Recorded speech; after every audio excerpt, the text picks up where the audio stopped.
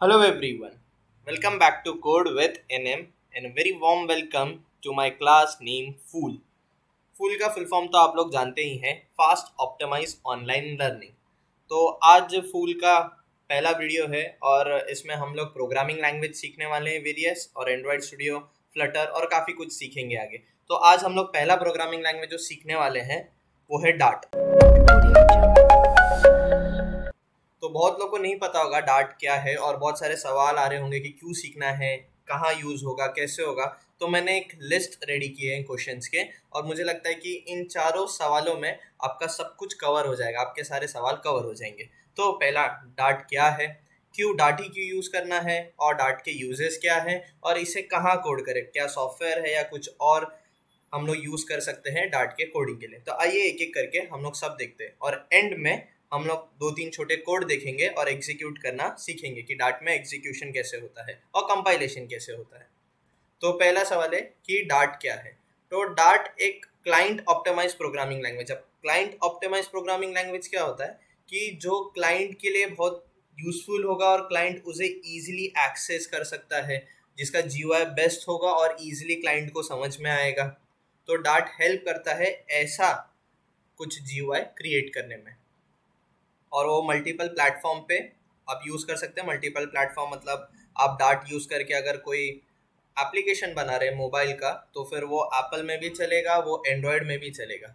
अगर आप कुछ वेबसाइट बना रहे हैं तो वो वेबसाइट आपके सारे ब्राउजर्स में चलेंगे। तो ये होता है मल्टीपल प्लेटफॉर्म।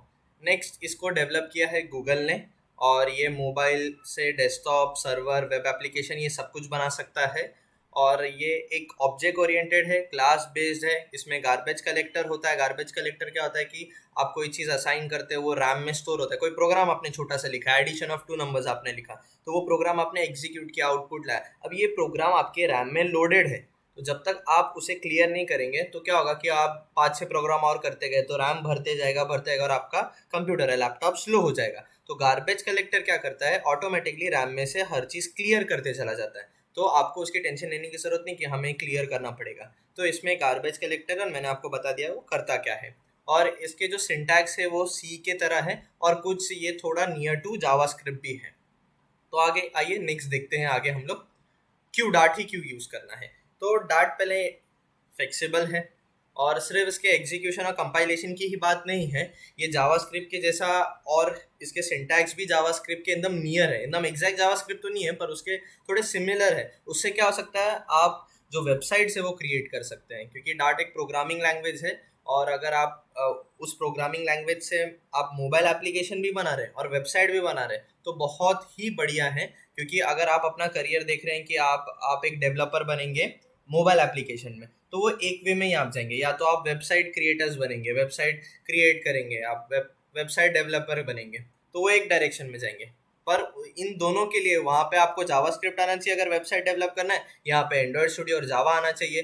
पर अगर मैं कहूँ कि अगर आपको डार्ट आता है और आप दोनों कर सकते हो सिर्फ एक सिंगल प्रोग्रामिंग लैंग्वेज से, तो ये तो बहुत ही अच्छी बात है। इसी के लिए आपको डार्ट सीखना है।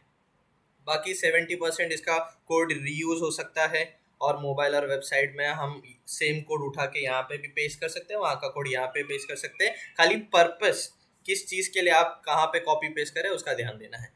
फिर नेक्स्ट है कि इसकी यूजेस कहाँ हैं। तो कब से हम लोग यही सुन ही रहे हैं इसकी यूजेस कहाँ हैं, ये क्या कर सकता है। सर्वर बना सकता है, डेस्कटॉप बेस्ड एप्लीकेशन बना सकता है, वेब एप्लीकेशन बना सकता है, मोबाइल के एप्लीकेशन बना सकता है। और कहाँ इसे हम लोग कोड कहाँ करें, कैसे इसे यूज़ करें। तो इसका एक ऑनलाइन साइट है dartpad.dartlang.org। इस पे हम विजिट करेंगे और यहाँ पे इसका कोडिंग करेंगे। अब ये एक ऑनलाइन है, इसके लिए मैंने पहले वर्ड यूज़ किया, ऑनलाइन साइट है। तो जिनके पास नेट नहीं होगा तो लोग ऑफलाइन कैसे इसे कर सकते हैं, या ऑफलाइन ऐसा कोई सॉफ्टवेयर नहीं है, ऐसा कोई टेंशन लेने की ज़रूरत नहीं है। मेरे नेक्स्ट वीडियो में मैं बताऊंगा कि कैसे इसे ऑफलाइन यूज़ करना है और ऑफलाइन किस में इसका कोड होगा, कैसे होंगे। कुछ सेवरल चीज़ें आपको इंस्टॉल करनी पड़ेंगी, इसी के लिए मैं इस पार्ट में नहीं बता रहा हूँ। तो आइए अब हल्का सा एक छोटा प्रोग्राम देखेंगे जिससे क्लियर हो जाएगा कि डार्ट का सिंटैक्स सी से मैच होता है और उसमें कैसे जावास्क्रिप्ट के सिमिलर कुछ चीज़ें यूज हो रहे हैं। तो आइए वो साइट पे विजिट करते हैं। साइट का नाम है dartpad.dartlang.org और यहाँ पे ये फर्स्ट वाला है, सिंपल है। तो आपको यहाँ पे ऐसा ये कोई भी छोटा सा एक कोड वहाँ पे रहेगा, ऑलरेडी आपको मिला है। यूजुअली वो हर बार फॉर लूप वाला ही रहता है जब आप ये साइट को विजिट करेंगे। तो आइए कोड स्टार्ट करते हैं। सिंपल है, जैसे सी में हम करते थे, वॉइड मेन, कुछ इंपोर्ट करने की ज़रूरत नहीं है, कुछ लिखने की ज़रूरत नहीं है। हम लोग सिंपल सा प्रिंटिंग वाला देख रहे हैं तो उसमें इंपोर्ट करने की ज़रूरत नहीं है।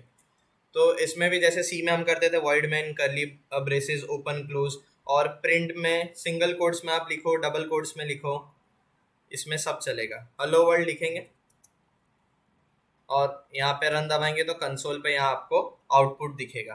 तो यहाँ पे आप देख सकते हो हेलो वर्ल्ड। यहाँ पे प्रिंट एफ नहीं है, प्रिंट हम लोग यूज़ करते हैं, और ये सेम प्रिंट हम लोग पाइथन में भी यूज़ करते हैं, बस सेमी कोलन पाइथन में हम नहीं डालते। तो ये सी से सिमिलर है इसके सारे सिंटैक्स, इसके लिए हम लोग को हर बार सेमी कोलन डालना ज़रूरी है।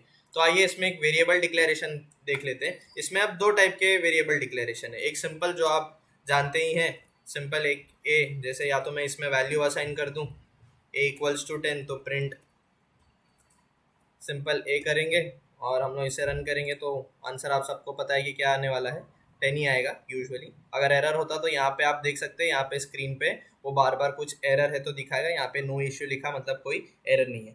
तो ये तो सी में भी थोड़ा होता था। और एक इसका तरीका क्या है कि आप कैसे इसमें वेरिएबल डिक्लेयर कर सकते हैं। अगर आप जावास्क्रिप्ट जानते हैं तो हम जावास्क्रिप्ट में वेयर करके यूज करते हैं, कोई वेरिएबल डिक्लेयर करते हैं। अब ये वेयर क्या है, तो अभी ए का कोई डेटा टाइप नहीं है, वेयर ए। अगर जब आप कोई वैल्यू ए को असाइन करेंगे तो उसका डेटा टाइप ये खुद ही डिक्लेयर कर देगा, डाट खुद ही डिक्लेयर करेगा। फॉर एग्जाम्पल मैंने यहाँ पे 10 दिया, तो अब वेयर क्या हो गया, ए जो है अभी वेयर था थोड़ी देर पहले, जैसे ही मैंने 10 दिया वो इंटीजर हो गया।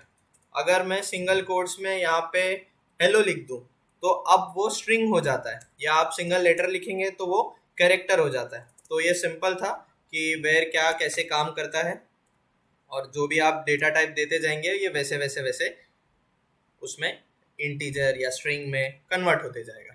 तो एक छोटा सा एडिशन सा प्रोग्राम भी देख लेते हैं हम लोग एडिशन का। मैं वेयर ए डिक्लेयर कर रहा हूँ equals to 17 and where B equals to 14। Simple है, एडिशन करेंगे तो where C equals to A plus B, और प्रिंट करा देंगे हम सिंपल सी को। और यहाँ पे एक इशू है, अब वो नो इशू हो गया, और जब आप एग्जीक्यूट करेंगे तो आंसर आएगा आपको, और 17 प्लस 14 31 होता है। थोड़ा इजी नंबर ले लेते हैं, 10 और मैं 20 ले लेता हूँ, तो आपको आंसर मालूम है 30 आना चाहिए। एग्जीक्यूट करेंगे तो 30 आएगा आंसर।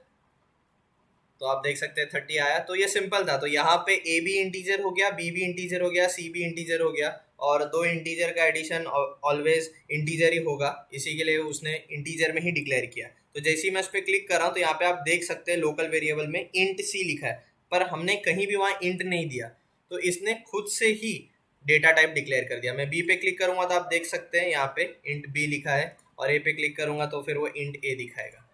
और अगर आपको खुद से डिक्लेयर भी करना है, फॉर एग्जांपल आउटपुट में कोई फर्क नहीं पड़ने वाला, मैं वेयर का खाली यहाँ पे एक का इंट कर देता हूँ और रन करूँगा तो वो 30 का 30 ही रहेगा, चेंज नहीं होने वाला। अगर आपको चेंजेस देखने तो मैं थोड़ा नंबर में चेंज कर देता हूँ। अब आंसर 35 आना चाहिए, मैंने 15 प्लस 20 किया है तो आंसर 35 आएगा। तो आप देख सकते हैं, आप वेयर भी डिक्लेयर कर सकते हो, आप इंट भी डिक्लेयर कर सकते हो। ऐसा कोई इसमें कंपलसरी नहीं है कि हमें इंट और स्ट्रिंग, कैरेक्टर ये सब यूज़ करना पड़ेगा या फ्लोट। तो आइए और एक छोटा सा एक प्रोग्राम देखते हैं। तो इस प्रोग्राम में मैं वेयर एज ले रहा हूँ, और यहाँ पे मैंने इंटीजर डिक्लेयर नहीं किया है, और वेयर मैंने एक ऐसा स्ट्रिंग वेरिएबल दिया, आप कुछ भी नाम दे सकते हैं, इक्वल्स टू सिंगल कोट्स में माई एज इज। तो यहाँ पे आप कुछ अलग देख रहे हैं। यहाँ पे मैं थोड़ी देर में एक्सप्लेन करता हूँ कि मैं ये क्या चीज़ का प्रोग्राम में कर रहा हूँ, और इसे प्रिंट करा देंगे हम str को, और यहाँ पे सेमीकोलन, क्योंकि ये सी से सिमिलर है तो आपको ये सब ध्यान देना बहुत ज़रूरी है। और रन करेंगे तो वहाँ पे लिख के आना चाहिए माई एज इज 23। तो देखते हैं वो आ रहा है कि नहीं, और आप देख सकते हैं आ रहा है। तो यहाँ पे हुआ क्या, पहले तो ये एज है वो इंटीजर है, और ये जो str है इसमें हमने माई एज इज लिखा है, तो ये देख सकते हैं स्ट्रिंग टाइप है, ऑलरेडी वो दिखा ही रहा है। तो कैसे मैंने यहाँ पे इंट को स्ट्रिंग में कन्वर्ट किया, इस कॉन्सेप्ट को हम लोग टाइप कन्वर्जन भी कहते हैं। तो यहाँ पे अगर आपको टाइप कन्वर्जन करना है और ये सिर्फ इंटीजर टू स्ट्रिंग या फ्लोट टू स्ट्रिंग या डबल टू स्ट्रिंग ही पॉसिबल है। डॉलर साइन का आपको यूज करना है। डॉलर से मैंने इस एज डॉलर साइन से ये जो वेरिएबल एज है मैंने उसको यहाँ पे कॉल किया और ये सिंगल कोड्स में तो ये एंटायर चीज स्ट्रिंग में कन्वर्ट हो गई, क्योंकि ये हाफ इंटीजर था और हाफ स्ट्रिंग था पर सिंगल कोड्स में, और मैंने एक नया वेरिएबल बनाया तो यहाँ पे उसने उसको स्ट्रिंग में कन्वर्ट कर दिया। अगर आपको ये वेर नहीं समझ रहा है तो आप यहाँ पे ऐसे स्ट्रिंग भी लिख सकते हैं, आउटपुट में कोई फर्क नहीं आएगा। पर मैं यहाँ पे थोड़ा एज चेंजेस कर देता हूँ ताकि आपको दिखे कि वो चेंजेस हो रहा है। तो आप देखेंगे कोई एरर नहीं आया है, यहाँ पे एज इज 21 आ गया है। तो अगर आपको चेक करना है, समझो जैसे वेर वेरी आपने दिया था और आपको पता करना है कि ये जो इसने इंट में डिक्लेयर किया है कि नहीं किया, और यहाँ पे डॉक्यूमेंटेशन में समझो को दिखा रहा नहीं है, तो वो कैसे चेक करेंगे? तो हम लोग प्रिंट करेंगे, डायरेक्ट मैं प्रिंट करा रहा हूँ। और किसका हम लोग को चेक करना है कि क्या उसका डेटा टाइप था, तो एज डॉट और रन टाइम करके टाइप, रन टाइम टाइप, इससे हम लोग को पता चल जाएगा कि एज जो डिक्लेयर हुआ है वो किस में डिक्लेयर हुआ है। तो यहाँ पे इंट लिख के आ रहा है तो आप देख सकते हैं कि उसने ऑटोमेटिकली इंट में डिक्लेयर किया।